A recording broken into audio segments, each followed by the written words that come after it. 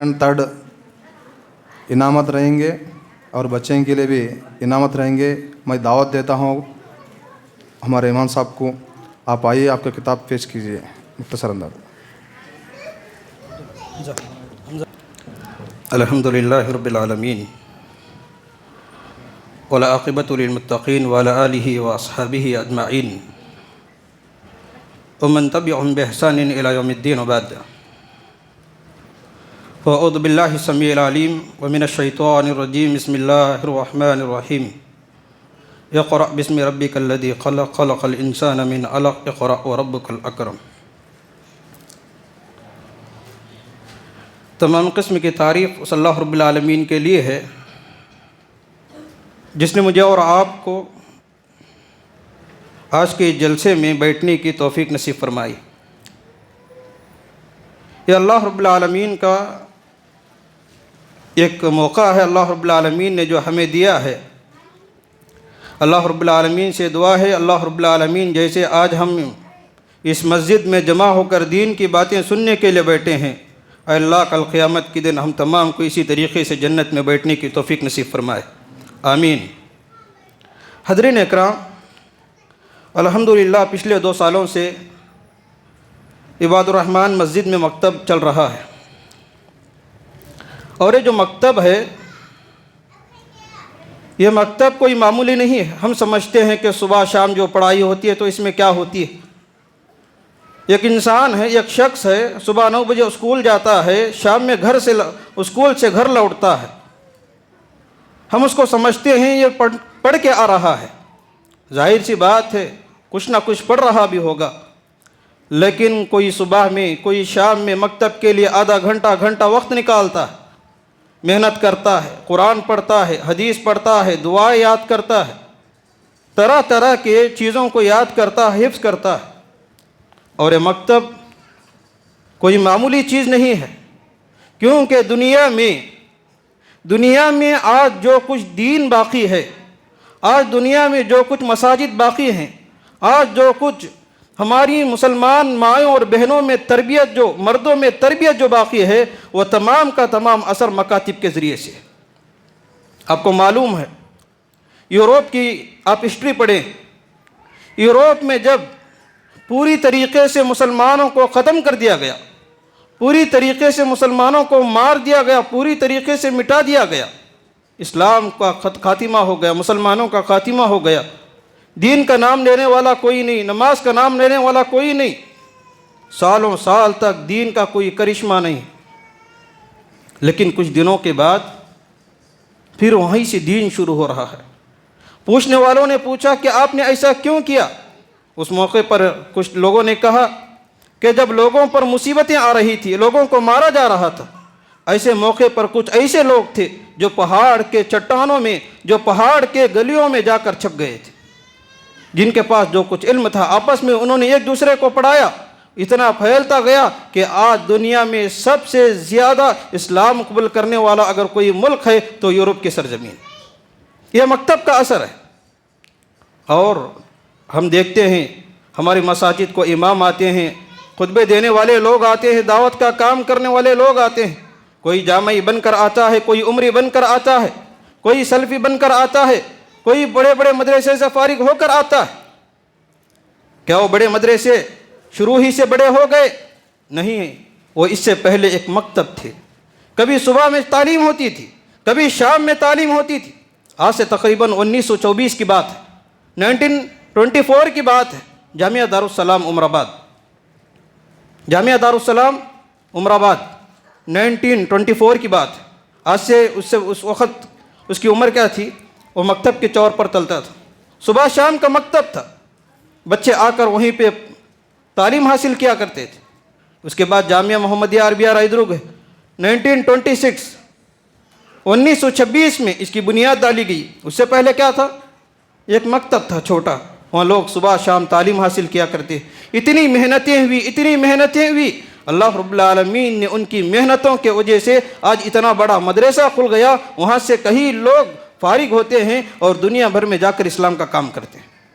ये मकातिब कोई मामूली बात नहीं है, बल्कि इसकी हिफाजत की ज़िम्मेदारी मेरी और आपकी है। یہی مکاتب کی وجہ سے دین باقی رہے گا. یہی مکاتب دین کے قلعے ہیں. مکاتب زندہ ہے تو دین زندہ ہے. اگر مکاتب کا خاتمہ ہو گیا تو یاد رکھو دین کا خاتمہ ہو جائے گا. موجودہ حکومت اب جانتے ہیں موجودہ سیاست پالیٹکس کیسی چل رہی ہے. مدارس کے پیچھے پڑے ہوئے ہیں, مساجد کے پیچھے پڑے ہوئے ہیں, مسلمانوں کو ختم کرنے کے پیچھے پڑے ہوئے ہیں, اسلام کا خاتمہ کرنے کے پیچھے پڑے ہوئے ہیں. لیکن ایسے وقت میں اگر ہم اپنے مساجد کی فکر نہیں کرو گے, مکاتب کی فکر نہیں کرو گے, یقیناً ہے ہندوستان میں کوئی اللہ کا نام لینے والا باقی نہیں رہے. ایسے وقت میں مجھے اور آپ کو مکاتب کی حفاظت کرنے کی ضرورت ہے. اور یہ بات آپ کو بتا دوں کہ قیامت کے قریب یہ جو علم ہے, قرآن کا علم, حدیث کا جو علم ہے, یہ تمام کا تمام ختم ہو جائے گا. اللہ رب العالمین اس علم کو اٹھا لے گا. اللہ کے رسول صلی اللہ علیہ وسلم نے کہا ان اللہ لا يقبض العلم انتزاعا ينتزع من صدور. کل قیامت کے دن اللہ رب العالمین کیا کرے گا؟ علم کو لوگوں کے دلوں سے اٹھا لیا جائے گا. اللہ رب العالمین قیامت کے دن علم کو اٹھا لیا جائے گا. کیسے علم کو اٹھا لیا جائے گا؟ آج جو حدیث کی کتابیں ہیں کہ اللہ رب العالمین حدیث کی کتابوں کو اٹھا لے گا. آج جو قرآن کا علم ہے کہ اللہ رب العالمین قرآن کو آسمان میں اٹھا لے گا. کہ بہت ساری جو کتابیں ہمارے پاس موجود ہیں کہ اللہ رب العالمین کتابوں کو اٹھا لے گا. نہیں, اللہ کے رسول صلی اللہ علیہ وسلم نے جواب دیا, آگے بیان فرمایا وَلَكِنْ بِقَبْضِ الْعِلْمِ بِقَبْضِ الْعُلَمَاءَ. اللہ رب العالمین اس علم کو اٹھانے کا ذریعہ یہ ہے کہ اس دنیا سے اچھے علماء کرام جو دین کی باتیں سمجھانے والے ہوتے ہیں ان کی وفات کے ذریعے سے علم کا خاتمہ ہو جائے گا. لاک ڈاؤن کی زندگی آپ نے دیکھا ہے, ایسا وقت ہے کھانے کو ترس رہے تھے, پانی پینے کو ترس رہے تھے, کوئی آکسیجن کی چیزوں میں پریشان تھا. لیکن ایسے موقع پر علماء اکرام کی ایک بہت بڑی جماعت, بالخصوص سلف علماء کی ایک بہت بڑی جماعت اس دنیا سے رخصت ہو گئی اور ان کے ذریعے سے علم کا خاتمہ ہو گیا. اس دنیا میں علم علماء کے ذریعے سے باقی رہتا ہے. اگر علماء زندہ ہیں تو ان کے ذریعے سے کتاب و سنت کا علم نشر ہوتا ہے. لہذا مجھے اور آپ کو اس دنیا میں مکاتب کی فکر کرنے کی ضرورت ہے, مکاتب کو حفاظت کرنے کی ضرورت ہے. اگر ہم مکاتب کو فکر نہیں کرتے, ہم مکاتب کی حفاظت کی ذمہ داری کو قبول نہیں کرتے, یاد رکھو آج ہمارے اور ہماری جنازے پڑھانے کے لیے کوئی تیار نہیں. حضرات, یہ علم کوئی معمولی بات نہیں ہے. یہ علم جس کے پاس آتا ہے اللہ رب العالمین اس کے مقام کو بدل دیتا ہے, اس کے مقام کو بدل دیتا ہے. کتے کے بارے میں ہمارا کیا خیال ہے؟ کتے کے بارے میں ہمارا کیا خیال ہے؟ حدیث میں اللہ کے رسول صلی اللہ علیہ وسلم نے کہا کتا جس برتن میں منہ ڈال دے اس کو 7 مرتبہ دھونی چاہیے. کتا جس پلیٹ میں, جس گلاس میں منہ ڈال دے اس کو 7 مرتبہ کلین کرنی چاہیے. اور حدیث کے الفاظ ہیں حولہن بالتراب, آخر میں یا شروع میں, اسٹارٹنگ میں یا لاسٹ میں صابن یا مٹی کے ذریعے سے دھویا جائے. اتنا غلیظ کتا ہے. لیکن یاد رکھو قرآن نے کتے کو قرآن میں جگہ دی ہے. قرآن نے کتے کو قرآن میں جگہ دی ہے. کیسے؟ شکاری کتا. اللہ رب العالمین نے قرآن مجید کے اندر شکاری کتے کا تذکرہ کیا. اگر ایک کتے کے پاس علم آ جائے تو اس کا شکار بھی حلال ہے. یہ علم کا کمال ہے. یہ علم کی وجہ سے اللہ رب العالمین اس کے درجات کو بلند کر دیتا ہے. اصحاب کہف کا کتا, اللہ رب العالمین نے جہاں اصحاب کہف اللہ والے لوگوں کا تذکرہ کیا ہے وہاں کس کا تذکرہ کیا ہے؟ کتے کا بھی تذکرہ کیا ہے. یعنی جس کے ساتھ نیک لوگوں کے ساتھ بیٹھو گے اللہ رب العالمین تمہیں بھی نیک بنا دے گا. یہ علم کا کمال ہے, یہ علم کی حقیقت ہے. اللہ رب العالمین اس کے ذریعے سے تمہارے مقام و مرتبے کو بدل دے گا. یہ کوئی واقعہ مجھے یاد آ رہا ہے. حضرت عمر بن خطاب رضی اللہ تعالیٰ عنہ کے زمانے میں انہوں نے مکے کی ذمہ داری, جو مکہ ہے مسلمانوں کا جو قبلہ ہے, اس وقت انہوں نے اپنی ذمہ داری ایک آدمی کو دیے تھے جن کا نام حارث, تقریباً حارث رضی اللہ تعالیٰ عنہ. اتفاق سے جب اپنی ذمہ داری حارث کو دینے کے بعد حضرت عمر مدینہ چلے گئے. کچھ کام سے مدینہ چلے گئے۔ مدینہ جانے کے بعد کیا دیکھتے ہیں کہ حضرت حارث بھی، حضرت نافع بھی ادھر آئے ہیں۔ حضرت عمر بن خطاب پریشان ہو گئے۔ حضرت عمر بن خطاب پریشان ہو گئے، کہنے لگے میں نے تمہیں مکے کی ذمہ داری دے کر آیا تھا، مکے کی ذمہ داری سونپ کر آیا تھا، اور تم یہاں کیا کر رہے ہو؟ وہ مکے کے ذمہ دار کس کو بنا کر آئے ہو؟ کس کو لیڈر بنا کے آئے ہو؟ اس نے کہا، حضرت حارث نے کہا، نافع بن حارث نے کہا کہ میں نے مکے کی ذمہ داری میرے آزاد کردہ غلام کو دے کر آیا ہوں۔ کسے؟ مکہ پورے کنٹریز کا سردار ہے، پوری ہندوستان میں جتنے کنٹریز ہیں ان تمام کنٹریز کا سردار مکہ ہے، لیکن ذمہ دار کون ہے؟ اس کا لیڈر کون ہے؟ ایک غلام۔ ایک غلام۔ حضرت عمر بن خطاب پریشان ہو گئے، تم مکے کی ذمہ داری ایک معمولی سی غلام، ایک ویٹر کو دے کر آئے، مکہ جیسے شہر کی ذمہ داری معمولی غلام کو دے کر آئے۔ نافع بن حارث رضی اللہ تعالیٰ عنہ جواب دیتے ہیں، اے عمر بن خطاب رضی اللہ تعالیٰ عنہ، پریشان ہونے کی بات نہیں، پریشان ہونے کی بات نہیں ہے، میں نے میرے آزاد کردہ غلام کو مکے کی ذمہ داری اس لیے دے کر آیا ہوں، انہ قارئ بکتاب اللہ وہو عالم بالفرائض، اس لیے میں نے انہیں مکے کا ذمہ دار بنا کر آیا ہوں کیونکہ اس کے پاس اللہ کی کتاب کا علم ہے اور اس کی فرائض کو جاننے والا ہے، اس لیے میں نے مکے کی ذمہ داری دے کر آیا۔ غلام ہے لیکن ذمہ داری مکہ جیسے شہر کی ہے۔ حضرات یہ علم کا کمال ہے، اللہ رب العالمین جس کے چاہتا ہے یہ علم کے ذریعے سے اس کے مقام و مرتبے کو بلند کر دیتا ہے۔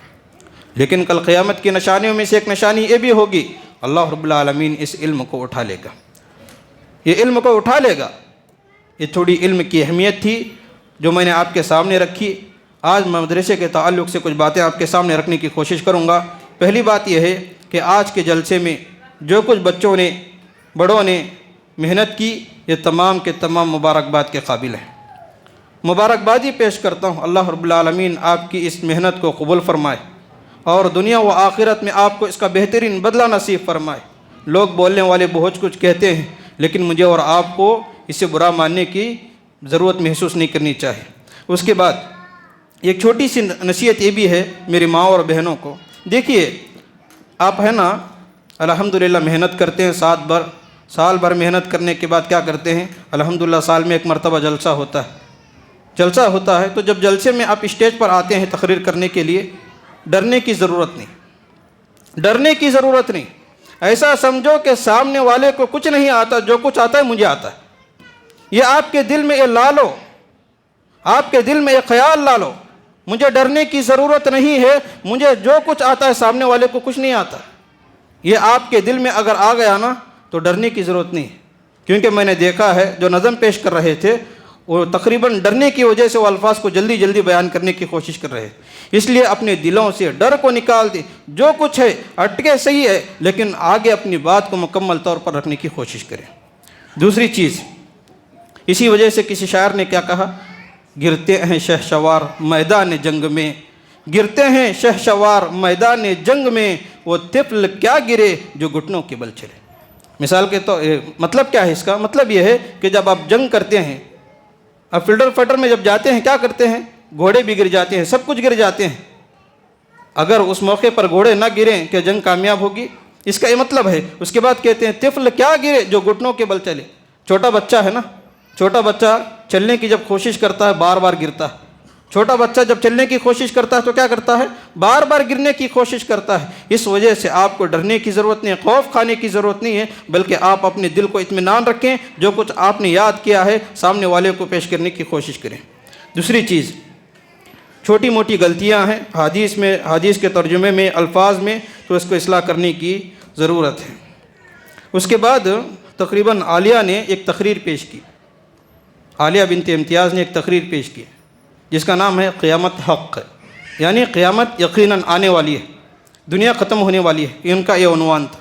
یہ عنوان میں نے 2009 میں میری زندگی کی پہلی تقریر تھی۔ آج مجھے وہ زمانہ یاد آیا، 2009 میں جب میں 2007 میں مدرسہ داخل ہوا، 2 سال کے بعد 2009 میں جب انجمن کی باری آئی تو میری زندگی کے سب سے پہلا ٹاپک یہی تھا، قیامت حق۔ میں جزائے خیر دے اللہ رب العالمین وہ شخص کو اللہ رب العالمین آپ کی ان محنتوں کو قبول فرمائے۔ اس کے بعد ہے ایک چیز، عورتوں میں تعلیم کو عام کرنا بہت ضروری ہے۔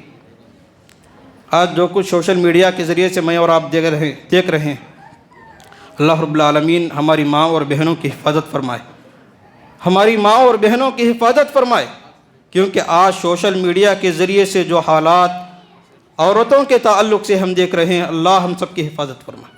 ابھی حال ہی کا واقعہ، تقریباً ایک ہفتہ پہلے میں نے ایک ویڈیو دیکھا ہے، مسلم لڑکی ہے، کورٹ کے سامنے کورٹ میرج ہو گئی، کورٹ میرج ہو گئی، لڑکا ہندو ہے، لڑکی مسلمان ہے، لڑکا ہندو ہے، لڑکی مسلمان ہے، نکاح ہو گیا کورٹ میں۔ اب دونوں کو اپنے گھر لے کے جا رہے ہیں، لڑکا ہندو لڑکا اپنے گھر کو لے کے جا رہا ہے۔ کیا دیکھتے ہیں کہ اس وقت بچی کی ماں، جو مسلمان بچی ہے، اس کی ماں بچی کو گلے لگا کر رو رہی، اس کو جانے نہیں دے رہی۔ ماں بچی کو اپنے گلے لگا کر رو رہی ہے، لوگوں نے ماں کو کھینچا، بچی بھی اس موقع پر ساتھ تھی۔ اللہ ہم تمام کی حفاظت فرمائے۔ بچی نے ماں کو ڈھکل دیا، بچی نے اپنے ماں کو ڈھکل دیا اور ماں گر گئی، بچی فوراً جا کر کار میں بیٹھ گئی، اس کے بعد آگے چلی گئی۔ ماں وہی پڑی ہوئی ہے، بچی آگے نکل گئی۔ یہ اگر ہماری ماں اور بہنوں میں، ہمارے بچیوں میں اگر تعلیم نہیں ہے، یہی معاشرے میں میرا اور آپ کا حال ہوگا۔ میرے بھائی، موجودہ دور میں علم کے حاصل کرنے کی ضرورت ہے۔ صحابیات کے زمانے میں اللہ کے رسول صلی اللہ علیہ وسلم کے پاس خود عورتیں آتی تھیں اور اللہ کے رسول صلی اللہ علیہ وسلم سے شکایت کرتی تھی، اے اللہ کے رسول صلی اللہ علیہ وسلم، آپ صرف صحابہ کو، مردوں کو تعلیم دیتے ہیں، آپ ہمیں بھی تعلیم دیجیے۔ اللہ کے رسول صلی اللہ علیہ وسلم نے اس موقع پر صحابیات سے کہا کہ آپ ہفتے میں ایک دن مقرر کریں، میں آپ کو وہاں پر آپ کو تعلیم دوں گا۔ ضروری ہے عورتوں میں تعلیم، اور اگر عورتوں میں تعلیم نہیں ہے، یقیناً معاشرے میں بگاڑ آئے گا۔ اگر عورتوں کو سدھرنا ہے، اگر سماج کو، معاشرے کو سدھارنا ہے، تو مجھے اور آپ کو عورت میں تعلیم کا انتظام کرنے کی ضرورت ہے۔ یہ کچھ باتیں تھیں جو میں نے آپ کے سامنے رکھنے کی کوشش کی۔ اللہ رب العالمین سے دعا ہے، اللہ رب العالمین سب سے پہلے جو باتیں میں نے کہی ہے مجھے عمل کرنے کی توفیق نصیب فرمائے۔ اللہ ہم جو محنتیں کی ہیں، ہم جو کوششیں کی ہیں، اللہ رب العالمین ہماری ان کوششوں کو قبول فرمائے۔ دوسری چیز، آخری بات یہ ہے کہ آپ نے محنت کیا ہے، ایگزام دیا ہے، کسی کو انعام ملتا ہے، کسی کو نہیں ملتا ہے۔ ضروری نہیں ہے کہ ہر ایک کو انعام ملے۔ جس کو نہ ملتا ہو، کبھی یہ مت سوچیں کہ ہم نے انعام حاصل نہیں کیا تو ہم سب کچھ ہار گئے، بلکہ ہم دعا دیتے ہیں اللہ رب العالمین آپ کی اس محنتوں کو قبول فرمائے اور زندگی میں آگے بڑھنے کی توفیق نصیب فرمائے۔ ربنا تقبل منا انک انت السمیع العلیم وتب علینا انک انت التواب الرحیم۔ السلام علیکم ورحمۃ اللہ وبرکاتہ۔